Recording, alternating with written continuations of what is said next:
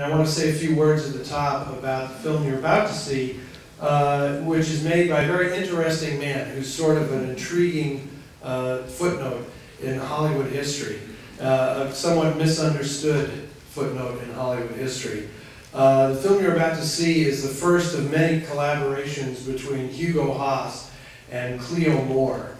They made, I think, 7 or 8 films together, something like that, in the 1950s.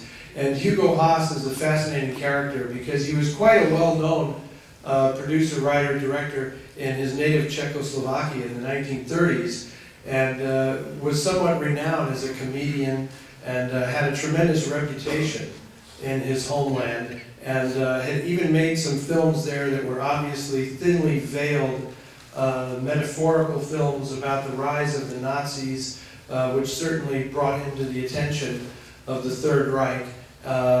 He eventually ended up leaving Czechoslovakia and coming to Hollywood in the mid-1940s, mainly as a character actor. And even though he was certainly more than that in his native land, when he came to Hollywood, that was basically what he was cast as. And his stock in trade was sort of doing broad caricatures of Teutonic tyrants and things like that, which he did with great relish, because there was no love lost between Hugo Haas and the Germans during World War II.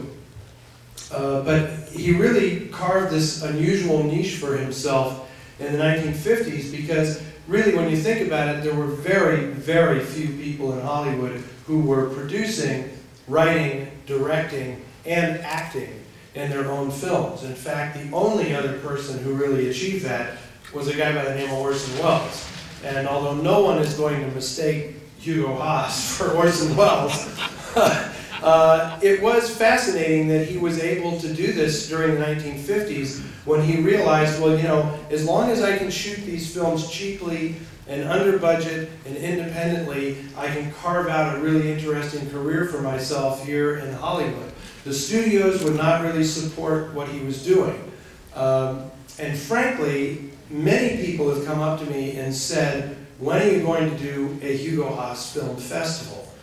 And my answer to that is simply, do you want to see the same film 8 times? Because that's essentially what he did during the 1950s, is he basically sort of remade the Blue Angel in every possible way you could do this during the 1950s. So he always had a blonde, buxom woman who was the downfall of the middle-aged artist, businessman, whatever it would be. And guess what?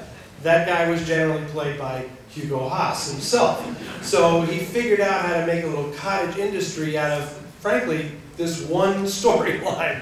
And he did it in 1952, 53, 54, 55, 56, 57. The first 2 films he did were with Beverly Michaels, who you saw the other night on Friday night in a small role in Crash Out. He's kind of had designs on Beverly Michaels, but then she made Wicked Woman with Russell Rouse and became Mrs. Russell Rouse, so she was kind of off limits to Hugo after that. And then he actually made this first picture with Cleo Moore that you're about to see, Strange Fascination.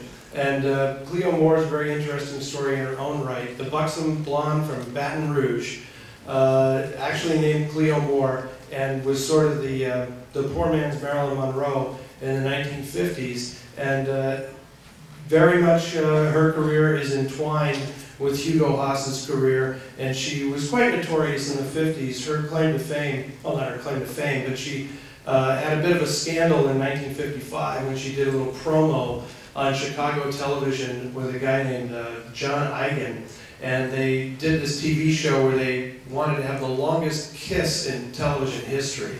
And so she and John Eigen kissed for like 5 minutes and 17 seconds or something on camera on the Chicago television show, which was hugely scandalous at the time and did, I suppose, great things for her career, although it actually got John Eigen fired from the TV station in Chicago, and she was always apologizing for this ever after.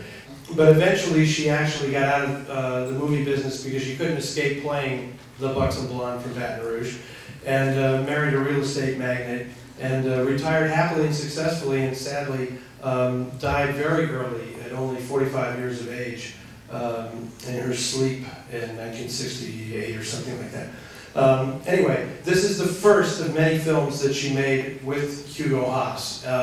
And we are also very, very thrilled that this evening we have here one of the co-stars of the film, a woman that I won't go into too much explanation about because you will get to meet her yourself at the intermission.